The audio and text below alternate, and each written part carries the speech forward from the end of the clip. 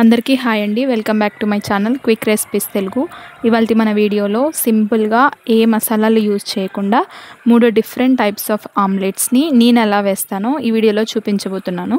ఈ 3 ఆమ్లెట్స్లో మీకు ఏ ఆమ్లెట్ అయితే ఇష్టమో, మీరు ఎలా వేసుకుంటారో నాకు కామెంట్ బాక్స్లో కామెంట్ చేయండి. లేట్ చేయకుండా వీడియోలోకి వెళ్ళిపోదాం. ముందుగా ఒక బౌల్ తీసుకొని అందులో ఒక ఎగ్ని పగలకొట్టి వేసుకోవాలి. నేను ఇక్కడ ఒక ఎగ్ తీసుకున్నాను. మీ ఇష్టం అండి, ఎన్ని ఎగ్స్ అయినా తీసుకోవచ్చు. ఎగ్స్ని బట్టి మనం ఉప్పు, కారం, ఆనియన్, టమాటో, పచ్చిమిర్చి క్వాంటిటీ అనేది పెంచుకోవాలి. నేను ఇక్కడ ఒక ఎగ్ తీసుకున్నాను కాబట్టి ఒక పచ్చిమిర్చిని రౌండ్గా కట్ చేసుకొని వేసుకోవాలి. హాఫ్ ఆనియన్, టమాటోని ఇలా చిన్న చిన్నగా కట్ చేసుకొని వేసుకోవాలి. కొద్దిగా కారం, కొద్దిగా సాల్ట్ వేసుకొని ఒకసారి అంతా మిక్స్ చేసి ఇప్పుడు స్టవ్ వెలిగించి ఒక ప్యాన్ పెట్టి 1 టేబుల్ స్పూన్ వరకు ఆయిల్ వేసి, ఆయిల్ హీట్ అయిన తర్వాత మనం ముందుగా కలిపి పెట్టుకున్న ఈ ఎగ్ని వేసుకోవాలి. ఎగ్ని వేసుకున్న తర్వాత మనం గరిట పెట్టి ఎక్కువ స్ప్రెడ్ చేయొద్దండి, బ్రేక్ అయిపోతుంది. కొద్దిగా స్ప్రెడ్ చేసుకుంటే చాలు. ఇప్పుడు మనము టర్న్ చేసుకోవాలి. ఈ విధంగా టర్న్ చేసుకున్న తర్వాత ఒక ఫ్యూ మినిట్స్ వరకు కుక్ చేసుకొని ఒక ప్లేట్లోకి తీసుకోవడమే. ఇప్పుడు ఇంకొక ఆమ్లెట్ వేసుకుందామండి.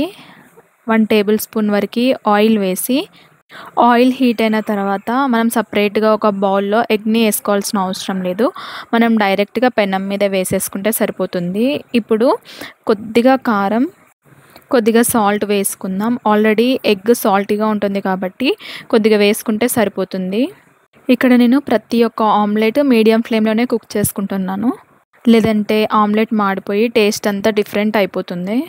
ఇప్పుడు ఆమ్లెట్ని టర్న్ చేసుకున్న తర్వాత మళ్ళీ ఇంకొకసారి కొంచెం కారం, కొద్దిగా సాల్ట్ వేసి టర్న్ చేసుకొని తీసేసుకోవడమే ప్లేట్లోకి.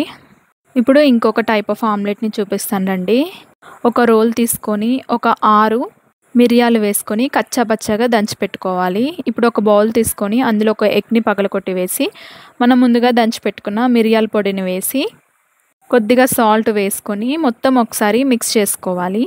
ఈ విధంగా మిక్స్ చేసుకున్న తర్వాత ఇప్పుడు స్టవ్ వెలిగించి ఒక ప్యాన్ పెట్టి 1 టేబుల్ స్పూన్ వరకు ఆయిల్ వేసుకొని, ఆయిల్ హీట్ అయిన తర్వాత మనం ముందుగా మిక్స్ చేసి పెట్టుకున్న ఎగ్ మిశ్రమాన్ని వేసి ఒకసారి స్ప్రెడ్ చేసుకోవాలి. ఆనియన్, టమాటా ఇలా వేస్తే స్ప్రెడ్ చేసుకుంటే బ్రేక్ అవుతుంది, కానీ ఇలా ప్లెయిన్ ఆమ్లెట్ వేసినప్పుడు స్ప్రెడ్ చేస్తే ఏమీ కాదండి. ఇప్పుడు టర్న్ చేసి ఫ్యూ సెకండ్స్ తర్వాత ఒక ప్లేట్లోకి తీసుకోవడమే. అంతేనండి, సింపుల్ అండ్ టేస్టీ, ఏ మసాలాలు యూజ్ చేయకుండా different types of omelettes ready అయిపోయాయి. మీరు కూడా తప్పకుండా ట్రై చేసి టేస్ట్ మీకు ఎలా అనిపించిందో కామెంట్ బాక్స్లో కామెంట్ చేయండి. నా ఛానల్ని ఫస్ట్ టైం విజిట్ చేస్తున్నట్టయితే please subscribe to quick recipes Telugu. మరో కొత్త వీడియోతో రేపు కలుద్దాం. Until then bye.